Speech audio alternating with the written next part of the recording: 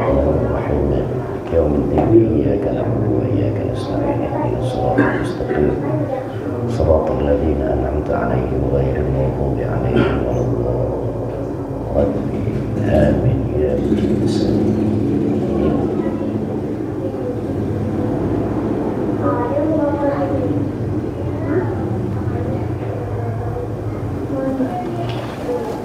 Bismillahirrahmanirrahim. Allahumma salli ala Sayyidina Muhammad wa ala ali Sayyidina Muhammad. Rabbi firli wa liwalidayya warhamhuma kama rabbayani shaghira. Assalamualaikum warahmatullahi wabarakatuh.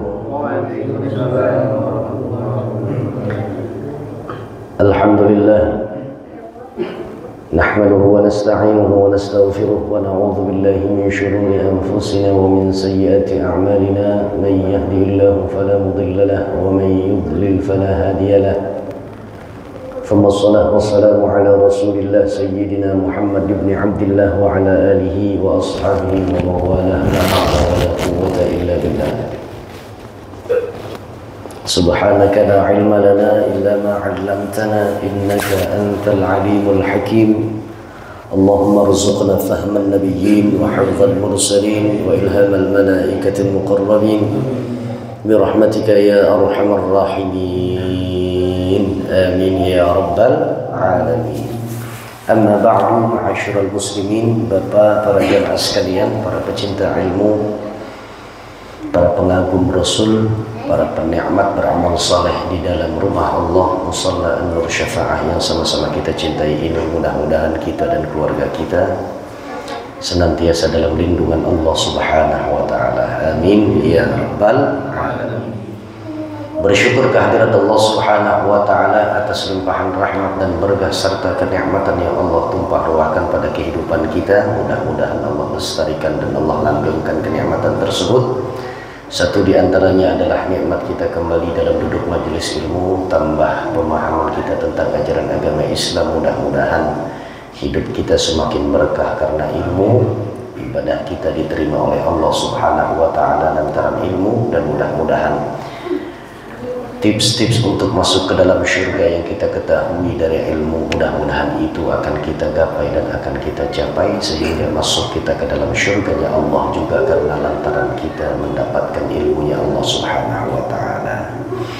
Para jemaah sekalian yang dimuliakan oleh Allah Subhanahu wa taala, mari sama-sama kita memulai kajian kita pada malam hari ini dengan kita membaca niat i'tikaf. Bismillahirrahmanirrahim. Bismillahirrahmanirrahim. Nawaitu an a'takifa fi hadzal musalla ma dumtu fihi sunnatan lillahi ta'ala walhamdulillahi rabbil alamin. Para jemaah sekalian yang dimuliakan oleh Allah Subhanahu wa taala, silahkan dibuka pada halaman ke-49.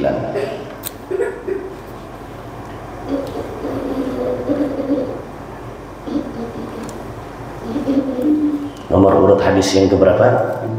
58.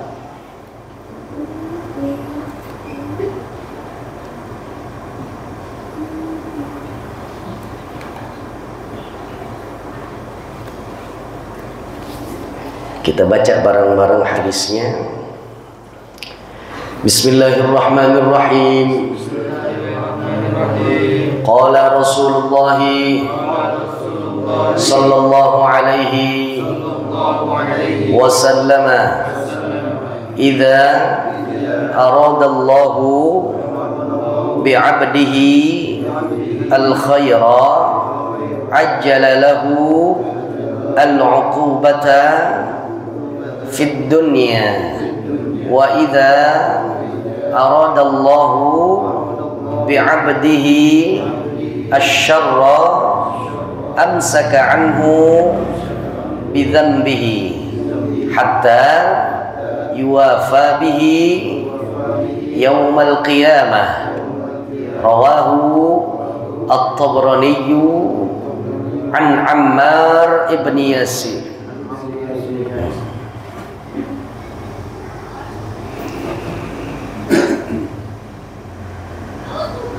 Yang mau baca silakan. Bismillahirrahmanirrahim.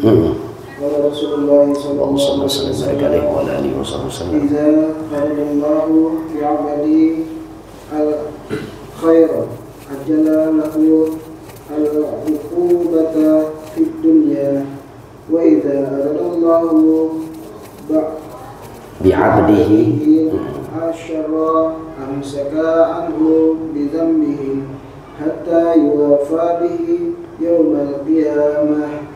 Rawahu At-Tabrani an Amr ibn Yasir.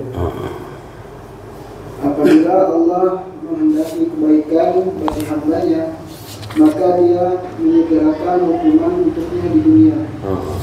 Dan apabila dia menghendaki kebaikan bagi hambanya, maka dia menahan hukuman sesuai kelak di hari kiamat dia menunggunya. Riwayat Tabrani melalui Amr ibn Yasir. Para jemaah sekalian yang dimuliakan oleh Allah Subhanahu wa taala, hadis yang ke-58 dalam kitab acuan kita, yaitu kitab Mukhtarul Ahadits An-Nabawiyah wal Hikam Al-Muhammadiyah dikarang oleh Syekh Sayyid Ahmad Al-Hashimi ini adalah Rasul berbicara tentang ada hukuman yang disegerakan oleh Allah Subhanahu wa taala untuk hambanya, namun hukuman ini disegerakan bukan lantaran karena Allah sudah saking gemesnya, gregetannya menyegerakannya. Ini disebabkan karena Allah menginginkan nilai kebaikan pada dunia seorang hambanya agar jangan sampai hukuman itu ditangguhkan oleh Allah di negeri akhirat. Kenapa demikian? Sebab negeri akhirat kalau sudah ditegakkan oleh Allah, janjinya Allah bagi para pelaku maksiat lalu kemudian dosa tersebut belum sempat tertaubati, sehingga pada saat seorang tersebut memasuki wilayah dan arena akhirat, maka hukuman, azab dan sanksi dari Allah jauhlah lebih berat, jauh lebih dahsyat ketimbang yang Allah berikan di alam dunia. Nah, itu pada intinya. Paham sampai sini? Paham? Nah, kalau paham udah tutup dari majelis ini, udah paham. Idza aradallahu bi'abdihi al-khaira, Rasulullah sallallahu alaihi wasallam menyampaikan informasinya kepada para sahabat yang tentunya kabar ini adalah kabar yang sangat bermanfaat, betul-betul akan menguntungkan bagi kita umat Rasul yang hidup di akhir zaman. Nabi bilang, idza aradallahu bi'abdihil khaira, apabila Allah Subhanahu wa taala menghendaki kebaikan pada diri seorang hambanya Allah Subhanahu wa taala, cara Allah menghendaki kebaikan pada diri seorang hamba adalah ajjalalahul 'uqubata fid dunya. Allah akan segerakan. Allah nggak pakai nanti-nanti, nggak pakai nunda-nunda. Sanksi yang Allah akan berikan nggak di negeri akhirat, tapi di negeri dunia. Wa idza aradallahu bi'abdihi syarra, berbeda cerita kalau Allah menghendaki keburukan, hal lawan kata daripada nilai kebaikan. Allah menghendaki keburukan pada diri dan kehidupan seorang hambanya Allah, maka amsaka anhu bidzambihi, maka dosa yang pernah ia lakukan ditahan oleh Allah Subhanahu wa taala, hanya di atas catatan doang, belum Allah kasih hukumannya di dunia, hatta yuwafa bihi yaumal qiyamah, sampai nanti cerita hidup dunia dan manusia ini selesai, kelar, finish, baru Allah kasih itu hukuman kepada manusia. Dan tentunya lagi-lagi hukuman dan sanksi yang Allah persiapkan untuk orang yang nantinya akan disanksi oleh Allah di hari kiamat setelah semuanya ini tegak janji-janji Allah, maka yang akan dirasakan oleh hamba tersebut pasti dahsyatnya sanksi Allah, pedihnya azab Allah Subhanahu wa taala. Nah, kalau para jemaah ingin menambahkan pemahamannya lagi, ya, kita ambil dari penjelasan pada kitab ini. Dalam bahasan yang lalu telah disebutkan bahwa musibah itu ada kalanya untuk membersihkan diri dan dosa. Lihat bagaimana pengarang memberikan tambahan syarahnya, bahwa orang yang diberikan oleh Allah Subhanahu wa taala musibahnya. Kan banyak orang yang menghindar dari musibah. Bahkan doanya juga jauh daripada musibah. Minta segala sesuatu yang kita anggap nggak enak musibah. Ya. Ternyata ada hal hikmah dibalik daripada musibah yang terjadi, peristiwa yang tidak mengenakan hati seorang hambanya Allah. Ternyata itu satu di antara sekian banyak keistimewaan musibah adalah apa? Allah bersihkan dirinya dari dosa. Ada hadis Nabi lain daripada hadis ini, bahwa orang apabila telah melakukan tindakan kemaksiatan, melanggar hukum Allah, maka dosa yang akan dia tempuh, maka dosa yang akan dia gugurkan tidak cukup dengan istighfar, tapi dengan cara yang lain yang Allah punya. Diberikan musibah oleh Allah, diberikan nilai nestapa dan derita oleh Allah di dunianya, padahal itu dalam rangka menggugurkan dosa-dosa yang pernah dia lakukan dari kemaksiatannya. Bebaslah Allah mau gimana kayak cara ngampunin dosa seorang hamba. Yang terpenting hamba tuh harus mengerti bahwa nggak semua yang kita anggap nggak enak lalu kemudian bagi Allah juga buruk, enggak. Ya, umpama ada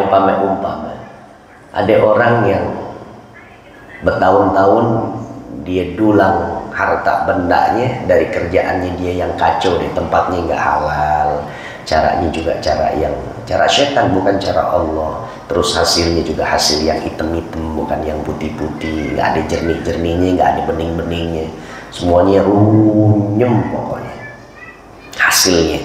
Lalu kemudian dibangun dalam bentuk rumah, dia beli dalam bentuk kendaraan, akhirnya si jago merah lahap habis-habisan, bakaran rumahnya. Nangis nggak tuh orang? Nangis, ngerasa kehilangan nggak?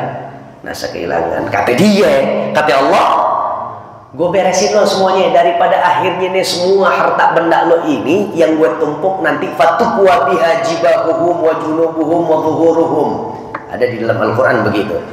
Orang yang mengumpulkan harta bendanya, emas, peraknya, semua yang dia kelola di dunia ini, yang dia peroleh di dunia ini, pelit dirinya, apalagi hasilnya dari sumber yang gak halal, disimpan mulu. Nanti di negeri akhirat tuh harta benda akan ditumpuk di atas kepalanya dia, dan itu akan menjadi beban berat untuk dirinya.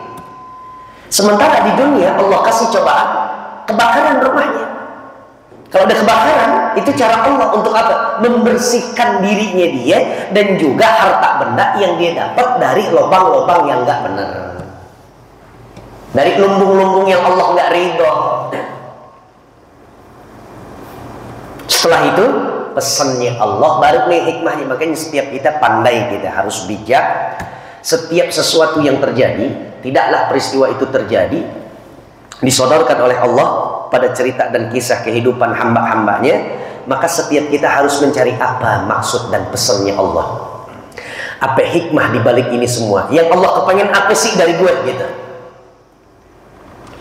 Nah, kalau Allah Subhanahu wa ta'ala sudah titipkan pesan bagi model hamba yang tadi saya umpamakan, itu saya analogikan, maka yang harus diambil pesannya, ya betul juga, pantes saja barang haram, makanya layak banget Allah garang lagi, Allah panasin lagi, daripada emas perak dipanasin lagi terus begitu, akhirnya tadi Al-Quran yang saya sunting dituangin, disetrika tuh, yauma yuhma 'alaiha fi nari jahannam fatukwa biha jibahuhum wa junubuhum wa zuhuruhum hadza ma kanaztum li anfusikum. Timah panas, hal-hal yang sifatnya pokoknya mengerikan, mencemaskan, khawatir, takut kita. Itu semua yang harta benda dari yang haram-haram, atau uang kita yang kita nggak masukkan ke dalam terobol masjid, sumbangan musola, peringatan maulid, nyantun yatim, bantu jompo, bantu janda, orang-orang yang di bawah garis kemiskinan. Itu semuanya harta benda kita, bukan jadi penolong kita, justru jadi apa? Pemberat kita. Sanksi itu diakumulasikan ditingkatin oleh Allah hanya karena kita punya barang-barang yang panas begitu. La haula wala quwata illa billah.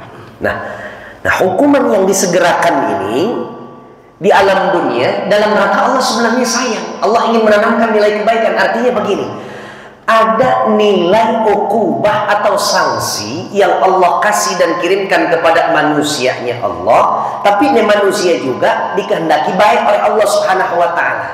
Nah, akibat ini, sanksi ini dari semua yang dia lakukan, kemaksiatan atau perbuatan dosa, itu dalam rangka Allah Subhanahu wa taala sayang sama dia. Allah nggak kepengen dia punya kesalahan akhirnya ditunda oleh Allah. Ntar aja ya, gue sanksi lo saat nanti di alam akhirat ya, di neraka ya, kan jauh lebih hebat tuh. Perbandingannya aja panasnya api dunia dengan api akhirat, bukan lagi sama rata, ribuan kali lipat kali, ribuan kali lipat. Orang yang ngerokok kadang-kadang latu rokoknya kan meletek tuh, ya, jatuh ke pakaian, bolong langsung, terus kena kulit tangan, melepuh langsung, ungu sendiri dia. Yang lainnya putih kulit kita. Begitu kena meletek, kita pakai bilang adu lagi, pakai bilang adu. Wah, di dunia itu baru meletek. Tentu juga nggak langsung secara langsung api kan. Dari latu rokoknya yang meletek begitu, sisa bakoknya yang agak tebelan dikit meletek langsung kena sini, langsung. Kalau negeri akhirat, wah kacau deh. Khotomah, apa itu khotomah? Narun hamiyah, api yang menyala, bukan Jakarta yang menyala, api yang menyala. Api yang menyala maksudnya bergejolak terus tuh, ngegolak.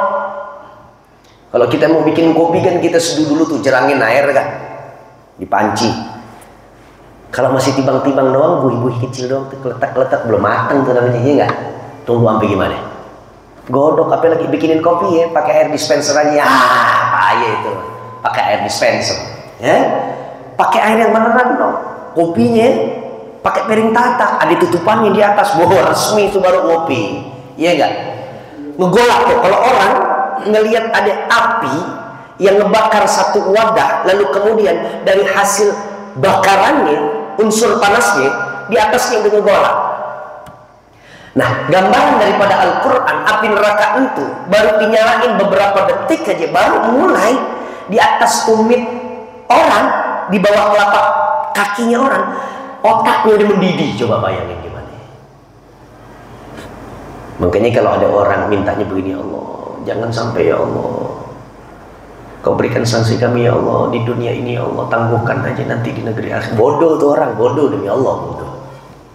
Payah tuh orang, nggak ngerti mana musibah, mana yang betul-betul, mana petaka yang tibang-tibang, mana musibah yang dahsyat, mana musibah yang besar. Musibah besar kalau kita sampai di negeri akhirat, catatan amal kita yang buruk-buruk belum sempat tertobati, belum sempat teristighfarkan, dibawa sampai matinya kita, dan Allah akan sidangkan kita. Allah akan jadi hakim, bahkan di atas para hakim. Alaihissallahu bi ahkamil hakimin. Udah derita yang nggak ada ujungnya pokoknya. Orang kalau dimasuk ke dalam neraka, derita yang nggak ada ujungnya. Masya Allah. Minta balik lagi, remedial ke dunia, nggak ada cerita begitu. Na'udzubillah min dzalik. Dan apabila seorang mukmin tertimpa musibah, maka hal itu sebagai pertanda bahwa Allah Subhanahu wa taala menghendaki kebaikan tuh. Makanya jangan sampai di antara kita ngeluh saat diberikan musibah. Nikmatin aja udah. Sebab perkara yang paling dikagumkan oleh Rasul, Rasul sendiri kagum nih, takjub Nabi, terpesona Nabi dengan perkaranya orang beriman. Ajaban li amrin mu'min, sungguh mengagumkan keadaannya umat Islam. Kalau perkara diberikan oleh Allah, hal yang menyenangkan hati ya, nikmat Allah kasih, dia syukur. Atau yang kedua, hal yang mampu mengagumkan diri Rasul terhadap perkara umat Islam, orang yang beriman kepada Allah. Kalau tadi dikasih nikmat, dia bersyukur. Kalau dikasih timpaan musibah, maka dia sabar, dia bersabar kepada Allah Subhanahu wa taala.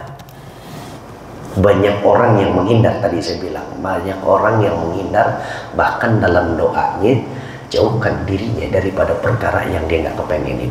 Musibah, petaka, mara bahaya dan lain-lain. Ya.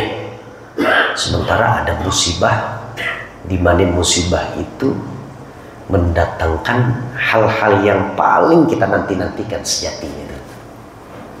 Jangan, makanya Sayyidina Ali nggak pernah berdoa, ya Allah jauhkan kami daripada musibah yang besar, enggak. Sayyidina Ali cuma minta kepada Allah, ya Allah berikan aku sabar yang besar untuk aku menghadapi musibah yang besar, gitu katanya. Jadi minta pelornya dulu sebelum sasaran tembaknya ada, minta pelor dulu dong. Iya, bener nggak? Minta rompinya dulu biar tebel tabah kita, biar gede sabar kita. Kapan waktu Allah pengen uji kita dengan ujian yang besar, nah gue udah pakai rompi, gue tahu gimana ngatasinnya, gue tahu gimana cara nyikapinnya. Tuh begitu caranya. Betul, betul. La haula wala quwwata. Dan bayangkan apabila Allah nggak ciptakan musibah, lantas peluang manusia untuk dapat pahala sabar dari mana tuh? Coba deh, benar nggak nih kira-kira omongan? Allah nggak nyiptain ujian, cobaan. Banyak deh ujian, cobaan tuh banyak ya bagi orang beriman. Ujian, cobaan. Wala nabluwannakum bisyai'im minal khawfi wal ju'i wa naqsin minal amwali wal anfusi wath thamarat wa basyiris sabirin alladhina idza asabatuhum musibatun qalu inna lillahi wa inna ilaihi raji'un. Apa aja tuh kalau dalam Al-Quran tuh suratul Baqarah, wala nabluwannakum, pasti kami akan uji coba kalian semua, bisyai'in, dari sesuatu. Artinya Allah lagi pengen ngabsen nih apa aja yang disebut oleh Allah sebagai ujian. Wala nabluwannakum bisyai'in minal khawfi, rasa takut, rasa cemas. Rasa takut, rasa cemas, itu musibah tuh. Musibah, ya Allah gimana kalau anak nanti diputus sekolah, ya Allah gimana kalau nih anak berkelanjutan sakitnya begini, ya Allah gimana. Takut, cemas, musibah. Ju' diserang musibah, lapar, paceklik berkepanjangan, musim kemarau yang gak ada ujungnya, hujan gak turun-turun. Sementara di Jakarta hujan turun banyak banget yang ngedikte Allah, nyalain Allah. Lagi proyek banyak pakai hujan juga nih ya Allah. Pakai begitu. Sementara yang punya ladang, yang di kampung ngarep ini, ya Allah hujan biar cepet nih bisa jadi panen raya nih, ya enggak? La haula wala quwwata wal ju'i wa naqsin minal amwal, kurang harta benda. Artinya kemiskinan ujian. Kemiskinan itu ada ujian. Wal anfus, hilang nyawa, mati anaknya, mati lakinya, mati bininya, mati orang tuanya. Ujian, musibah kematian makanya disebut musibah kematian. Bayangin kalau nggak ada Allah berikan musibah kematian, dan kematian itu nggak dijadikan sebagai musibah. Nggak ada ayat ini Allah cantumin pada suratul Baqarah. Nggak ada ini firman Allah. Nggak ada kalamullah yang demikian. Nggak ada juga ayat yang diturunkan oleh Allah kepada Jibril kepada Rasul. Nggak ada ayat dan keterangan ini. Bayangin dari mana kita dapat pelajaran soal hidup kalau nggak ada orang mati. Nasihat tuh ada dua tuh, ya. Nasihat yang bisa berbunyi, bersuara. Ada nasihat yang diam, yang berbunyi apa itu? Quran, hadis. Ayatnya kita dengar, sebab orang baca. Bukan cuma ayatnya, tapi kan tuh ayat ada maknanya, ada isi kandungan. Berbicara apa ini Allah, kan gitu. Itu pelajaran namanya itu nasihat Quran, nasihat juga hadis. Tadi kita baca bareng-bareng. Kita sendiri yang baca, telinga kita juga sekaligus otomatis nangkep. Nasihat bukan nih? Nasihat. Tapi ada nasihat yang sekut aja dia, kalem. Cuman kata anak sekarang jelek. Sebelum dia siapa ya ketua musola? Enciknya. Sebelum enciknya siapa ya ketua musola? Abangnya. Mana dia abangnya sekarang? Ada nggak? Nggak ada. Kalau abangnya udah nggak ada, besok adiknya. Adiknya udah nggak ada, ponakannya. Sekarang kita ngapanin saudara kita, besok kita yang dikapanin. Sekarang kita yang ngurus jenazah tetangga kita, besok kita yang diurus sama anak-anaknya tetangga kita yang kemarin ngurusin jenazah kita. Betul nggak? Diem nggak tuh? Yang namanya mayat pakai ngomong nggak? Lo lihat nih gue nih, gue udah sampai nih. Ada nggak mayat yang pakai bilang begitu? Nggak perlu. Dia dibungkus pakai kain kapan juga. Ya Allah, kemarin masih main golep sama gue. Kemarin masih nyoblos bareng-bareng pilkada 2024 sama gue. Nggak ada ya sekarang ya. Ya Allah. Tapi iya, abis ini nomor antrinya gue. Nggak pakai ngomong kan? Tuh mayat nggak pakai ngomong. La haula wala quwata wa tamarat kurang buah-buahan dan lain-lain. Musibah. Saya pernah bilang tuh, musibah itu kayak buah duren. Iya. Buah duren bagi yang nggak kenal dan belum pernah nyobain duren, gimana kira-kira ngeliat duren? Serem nggak duren? Wa ilaha illallah, duri. Di sekujur tubuhnya duri.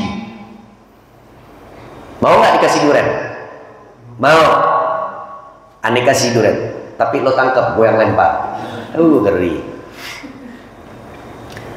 Tapi kalau dia udah kenal duren dan tahu isinya begitu manis, masya Allah, dia bela-belain.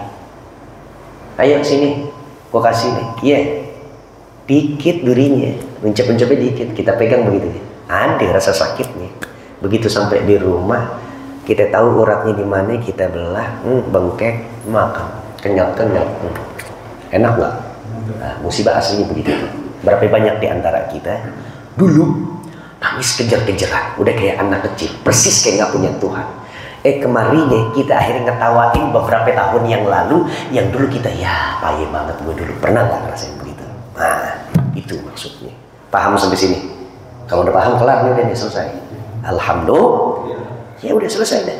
Hukuman yang disegerakan tuh maksudnya seperti itu. Allah maha baik dan Allah ingin titipkan nilai kebaikan itu kepada diri seorang hambanya, agar jangan sampai seorang hambanya Allah yang dikehendaki kebaikan itu akhirnya ngeringis kesakitan kalau udah kemaksiatan dan dosa yang dia perbuat di alam dunia akhirnya ditangguhkan oleh Allah di negeri akhirat, artinya masuk ke dalam neraka. Kesian Allah oleh hambanya yang hamba dikehendaki baik oleh Allah. Kesian.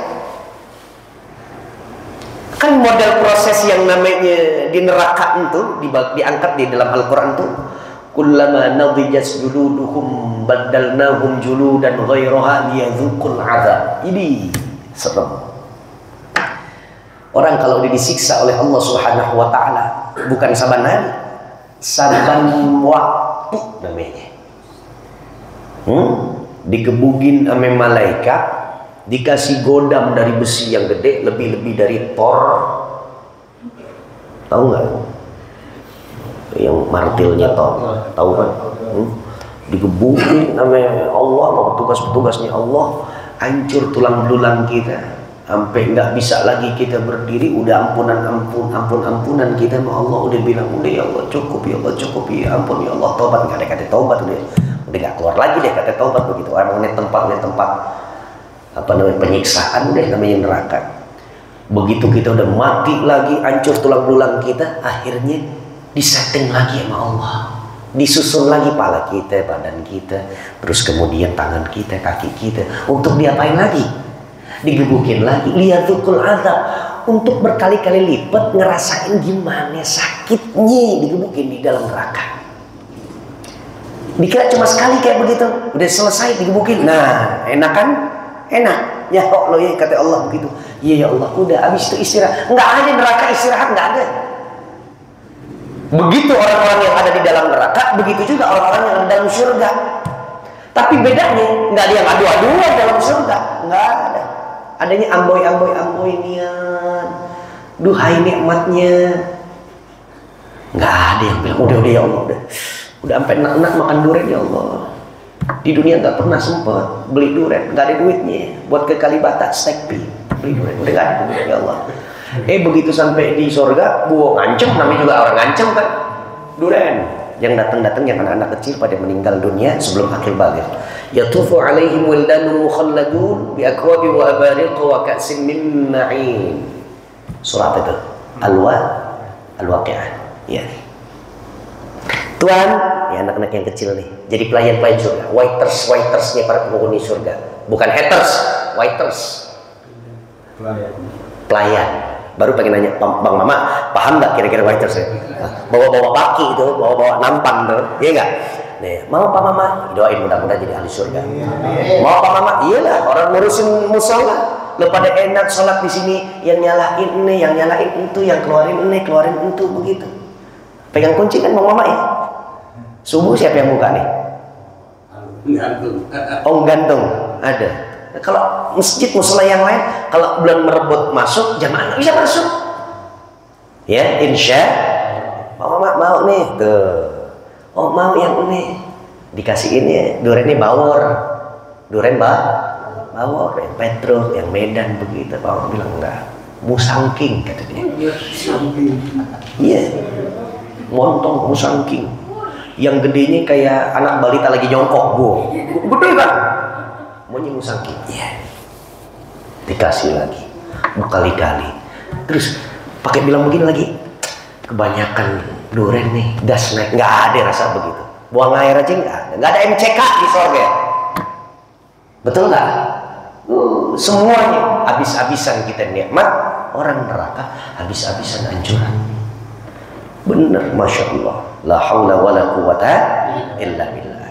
Di sini titipan pesannya, istifat dalam hadisnya, dari hadisnya adalah jangan sampai kita menganggap hal yang Allah berikan kepada kita yaitu musibah, lalu kemudian itu adalah sesuatu yang Allah bilang kita anggap Allah jahat, Allah ekstrim sama kita. Jangan. Allah kepengen setiap kesalahan kita dihukumnya sama Allah di dunia, cukup di dunia, sebab cukup ringan gitu di dunia. Tapi kalau Allah udah nangguhin nanti kita punya catatan amal buruk yang kemudian berbuah jadi sanksi, iqab, azab di neraka, nah itu namanya Allah ya sesuai hadis nggak kasih kita nilai kebaikan kepada kita. Kenapa? Allah kepengen lo cobain neraka gue nih. Tuh, na'udzubillah. Tapi ada juga hadis-hadis yang mengatakan bahwa ada dosa yang Allah segerakan di dunia, tapi nggak masuk ke dalam makna ini hadis. Sebab saking hebatnya ini dosa di mata Allah. Jadi nggak kudu nunggu negeri akhirat, di dunia gue udah kasih pelajaran buat lo. Dua, al-baghil, orang yang melakukan tindakan perzinahan, wal uquq, orang yang mendurhakai orang tua. Mudah-mudahan Allah jauhkan kita dari dua perkara tersebut. Amin. Al-Fatihah. A'udzu billahi minasyaitonir rajim. Bismillahirrahmanirrahim. Alhamdulillahi rabbil alamin. Arrahmanir rahim. Maliki yaumiddin. Iyyaka na'budu wa iyyaka nasta'in. Ihdinas siratal mustaqim. Siratal ladzina an'amta 'alaihim ghairil maghdubi 'alaihim waladdallin. Amin ya mujibas sa'ilin. Bismillahirrahmanirrahim. Allahumma shalli 'ala sayyidina Muhammad wa 'ala ali sayyidina Muhammad. Allahumma inna nastawdi'uka ma 'allamtanahu wa ma hafidnahu wa ma qara'nahu farduhu ilayna 'inda hajatina ilayh. Barang-barang baca Rabbi ufirli wa liwalidayya warhamhuma kama rabbayani saghira. Rabbi ufirli wa liwalidayya warhamhuma kama rabbayani saghira. Rabbi ufirli wa liwalidayya warhamhuma kama rabbayani saghira. Rabbana atina wa fil akhirati hasanah wa qina adzaban nar. Raditu billahi rabba wa bi Muhammadin nabiyya wa rasula. Ya Allah biha ya Allah bihusnil bismillahilladzi la yadurru ma'a ismihi syai'un fil ardi afdalu ma qultu ana wan nabiyyuna min qabli la ilaha illallah la ilaha illallah la